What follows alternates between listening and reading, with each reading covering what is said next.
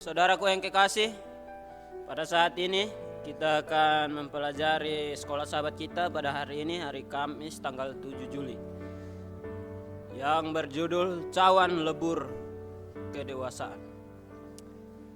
Ayatnya terdapat dalam 2 Korintus 12 ayat 7. Dan supaya aku jangan meninggikan diri karena penyataan-penyataan yang luar biasa itu, maka aku diberi suatu duri di dalam dagingku, yaitu seorang utusan iblis untuk menggocoh aku, supaya aku jangan meninggikan diri. Nah, ada perbedaan besar antara menebang dan memangkas. Kalau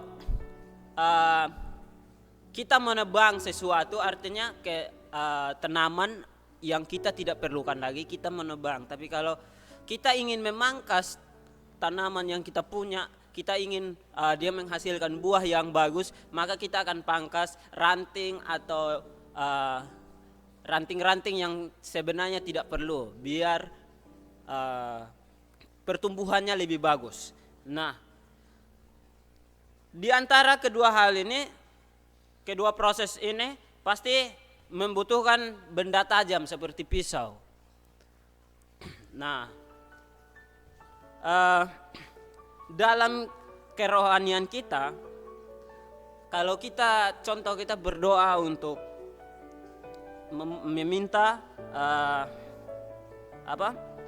untuk berkat Allah yang melimpah, dan kita memohon agar dia menjadikan kita lebih seperti anaknya.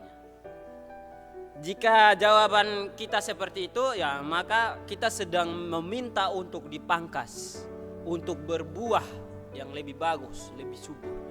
Nah, Rasul Paulus ini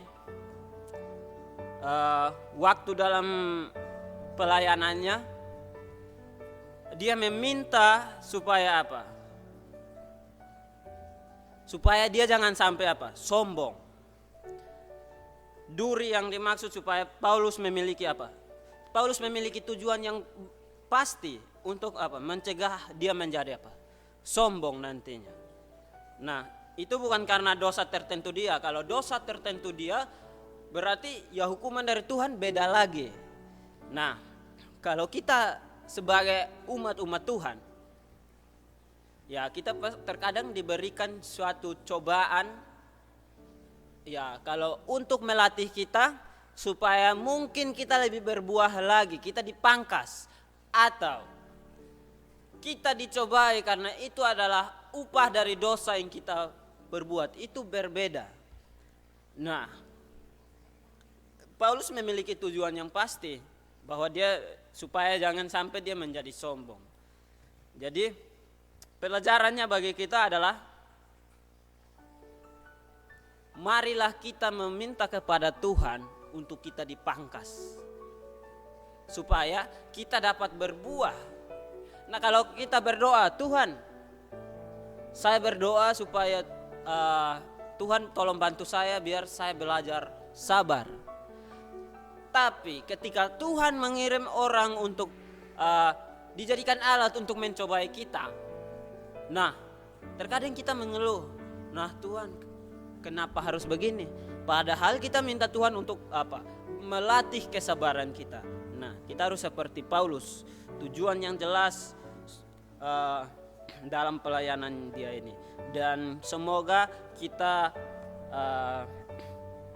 bisa terus berbuah kebenaran, bisa terus menjadi anak-anak Tuhan yang baik. Terima kasih. Mari kita berdoa. Terima kasih Tuhan, kami telah mendengarkan pelajaran sekolah sahabat ini.